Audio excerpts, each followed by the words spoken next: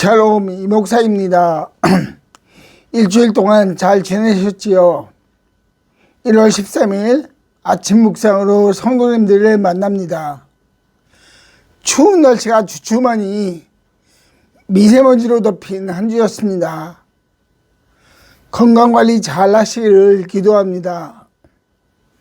지난주에는 요엘서 3장 1절 2절을 중심으로 회복과 번영의 2023년이라는 제목을 가지고 말씀을 나누었습니다. 오늘은 요엘서 마지막 시간입니다. 3장 16절, 17절 말씀을 함께 보겠습니다. 주님께서 시온에서 외치시고 예루살렘에서 큰 소리를 내시니 하늘과 땅이 진동한다. 그러나 주님께서는 당신의 백성에게 피난처가 되실 것이다. 이스라엘 자손에게 요새가 되실 것이다. 이스라엘아, 그때 너희는 내가 주 너희의 하나님을 알아야 한다. 나는 거룩한 산 시온에서 산다. 예루살렘은 거룩한 곳이 되고 다시는 이방 사람이 그 도성을 침범하지 못할 것이다. 아멘. 16절 말씀은 2장 전체에 걸친 하나님의 심판과 연결되어 있습니다. 하나님은 그가 택하신 백성들을 심판하시지만 그러한 심판에 앞장선 이방 민족들 역시 심판하십니다. 그 심판의 방법이 16절에 기록되어 있는데 하나님이 외치시고 큰 소리를 내신다는 것입니다. 외치신다라는 표현은 동물의 왕자라고 하는 사자가 다른 동물들 앞에서 그의 능력과 힘을 드러내기 위하여 으르렁 거리는 것과 같은 모습의 이미지입니다. 그는 지금 하나님이 어떤 분인가를 말하고 있는 것입니다. 그가 만난 하나님, 요엘이 경험한 하나님은 다른 어떠한 존재들보다 더욱 강하고 힘이 센 분이라는 것을 강조하고 있는 것입니다. 그 하나님은 이스라엘 백성을 바벨론으로부터 다시 돌아오게 하신 분입니다. 돌아오는 그 험난한 모든 길 가운데 지켜주시고 보호해 주신 분입니다. 그들이 다시 예루살렘으로 돌아왔을 때 하나님은 그곳에 그의 백성들을 거하게 하시고 그들을 회복시키셨습니다. 더 이상 그들은 불순종의 백성, 하나님을 떠난 백성이 아니라 회복된 백성이 되었다는 것을 선포하십니다. 이러한 백성들 앞에 하나님께서 외치십니다. 소리를 내십니다. 하나님께서 소리를 내시고 외치신다는 것은 하나님의 말씀이 선포된다라는 것으로 이해할 수 있는데요. 욥기 37장 4절에는 이렇게 기록되어 있습니다. 천둥과 같은 하나님의 음성이 들립니다. 번개불이 번쩍이고 나면 그 위험찬 천둥 소리가 울립니다. 이 말씀을 보면 하나님의 음성은 곧 하나님의 말씀입니다. 그 하나님의 말씀에는 힘과 권세가 있습니다. 그 권세는 천둥과 같다고 엘리후가 증거합니다.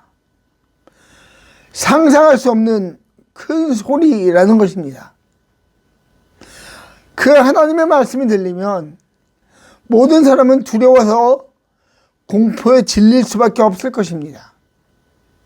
그러나 하늘의 천둥 소리로 인하여 사람들이 알 수 있게 되는 것이 있습니다. 하나님이 살아계신다는 것이죠. 그분은 우리 가까이에서 우리를 지켜보시는 분이십니다. 그리고 그의 택하신 백성들이 하나님의 음성을 듣는 귀가 열리고 그 거룩한 음성에 순종하는 자들이 되기를 원하신다는 것입니다. 이것이 바로 하나님이 그의 존재를 드러내시는 목적입니다. 예수님도 동일하게 그분의 권세와 힘을 드러내셨습니다. 누가복음 10장을 살펴보면 예수님은 그의 제자들을 세우시고 각 마을로 보내십니다. 그 제자들은 영적인 문제를 가지고 사는 자나 질병의 고통으로 신음하던 자들을 만났을 것입니다. 그들은 예수님의 이름으로 선포했습니다. 귀신이 떠나가고 아픈 자들이 치유될지어다 라고 기도했습니다. 17절은 파송을 받은 제자들의 고백이 기록되어 있는데요. 그들은 이렇게 고백합니다. 주님, 주님의 이름을 대면 귀신들까지도 우리에게 복종합니다. 아멘. 그들이 경험한 예수님은 어떠한 분이신가요? 귀신들을 물리친 능력을 가지신 분입니다. 그의 택하신 백성을 귀신의 능력으로부터 구하시고 귀신을 압도할 수 있는 힘과 권세를 가지신 분입니다. 이러한 예수님의 힘과 권세의 하이라이트는 십자가였습니다. 예수님의 십자가가 무엇입니까? 모든 것을 능히 이길 수 있는 분이 가장 낮고 비참한 자리에 계셨다는 것입니다. 예수님이 십자가에 달리는 바로 그 순간 마귀는 이 세상의 모든 권세를 제 손안에 넣은 것이라고 생각하였을 것입니다. 이제 더 이상 예수님이 하나님이 외치시고 큰 소리를 내지 못할 것이라는 자신감에 가득 차 있었을 것입니다. 그러나 바로 그 순간에도 예수님은 외치셨습니다. 예수님은 다 이루었다라고 외치셨습니다. 모든 사람을 위한 하나님의 위대한 계획을 다 이루셨다는 것입니다. 십자가에서 흘리신 예수님의 보혈로 이제 세상의 모든 사람이 하나님 앞으로 나와 영원한 생명을 얻을 수 있게 되었다는 것을 외치신 것입니다. 그 예수님의 외치심으로 우리는 새로운 피조물이 되었고 하나님의 자녀라는 특권을 가지게 된 것입니다. 하나님은 언제나 말씀하시고 드러내시는 분입니다. 그분의 능력을 드러내시는 목적이 있습니다. 하나님의 자녀들이 그들이 믿는 하나님이 얼마나 크고 위대하신 분인가를 알게 하려는 것입니다.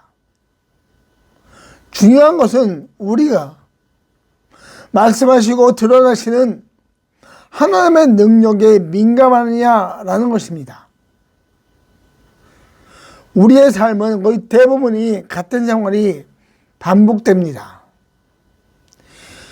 이렇게 다람쥐 쳇바퀴 돌아가는 듯한 삶에서 놓칠 수 있는 것이 있습니다. 하나님의 드러내심에 대한 민감성입니다. 바로 그런 이유로 우리는 기도해야 합니다. 평범한 일상생활 가운데 드러내시는 하나님에게 민감할 수 있도록 기도하시는 성도님들이 되시기를 축복합니다. 천둥과 같은 하나님의 말씀에 민감하여지는 성도님들이 되시기를 축복합니다. 그리하여 온 천지에 드러난 하나님을 보며 경배드리는 미랄교회 성도님들이 되시기를 예수님의 이름으로 축복합니다.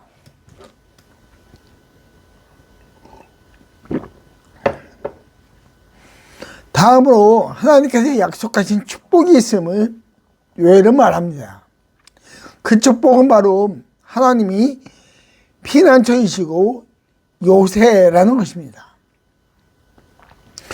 피난처는 달려와서 안식을 취할 수 있는 장소입니다. 안정을 찾을 수 있는 곳입니다. 마치 등산을 하다가 앞을 보지 못하는 비바람을 만난 사람이 저 멀리 산장의 불빛을 발견한 것과 같을 것입니다. 그곳에 가면 쉴 수 있습니다. 그곳에 가면 안전을 보장받을 수 있습니다. 요엘은 전합니다. 하나님이 바로 그러한 분이라는 것입니다. 이스라엘 백성을 그분이 임재하는 장소인 시온으로 인도하신 하나님이라는 것을 강조하고 있는 것입니다.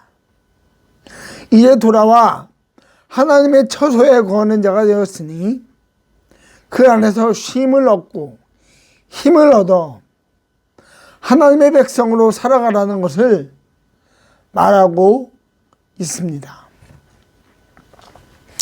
성경 곳곳에는 하나님을 피난처 혹은 요새라고 부르는 구절들이 있습니다. 다윗의 고백을 볼까요? 시편 61편 3절입니다. 그는 고백합니다. 주님은 나의 피난처이시요 원수들에게서 나를 지켜주시는 견고한 망대입니다. 아멘. 다윗은 하나님을 피난처요 망대라고 부릅니다. 이를 다시 말하면 하나님께서 그를 보호하고 계시다라는 것을 말하는 것이죠. 다윗은 언제나 원수들에게 쫓겼습니다. 그러한 순간순간이 잊고 싶은 추억이었을 것입니다. 그러나 그 시간 중에서도 잊지 않고 기억하고 싶은 것이 있었습니다. 하나님께서 함께 하신다는 것입니다. 그 함께 하심을 피난처 혹은 망대라고 다윗이 이야기합니다. 요엘은 다윗은 하나님을 피난처 망대라고 부릅니다. 이러한 하나님의 특성은 예수님을 통해서도 드러납니다. 예수님 그분 자신이 바로 피난처이셨습니다. 마가복음 1장 32절 33절 말씀입니다. 해가 져서 날이 저물 때 사람들이 병자와 귀신 들린 사람을 예수님께로 데리고 왔다. 그리고 온 동네 사람이 문 앞에 모여들었다. 아멘. 왜 사람들이 예수님 앞으로 모여들었을까요? 사람들은 예수님께서 악한 귀신이 들린 자를 고치신 분이라는 것을 그 소문을 들었습니다. 그래서 그분 앞에 가면 내가 해결하지 못한 모든 문제들도 고침받을 수 있을 것이라는 희망을 가지고 예수님을 찾아온 것입니다. 그 희망 뒤에는 예수님을 만나면 편안히 쉴 수 있다고 생각하므로 피난처이신 예수님 앞으로 나온 것입니다. 그렇습니다. 예수님은 우리의 피난처이십니다. 예수님은 영적인 피난처이십니다. 죽음으로부터의 피난처입니다. 모든 사람은 죽음을 이길 수 없습니다. 그러나 예수님은 부활하심으로 죽음을 이기셨다는 것을 보여주셨고 그 부활을 믿는 모든 자들에게 피난처가 되신다는 것을 보여주셨습니다. 예수님은 생활의 피난처입니다. 우리의 인생에 늘 다가오시는 분입니다.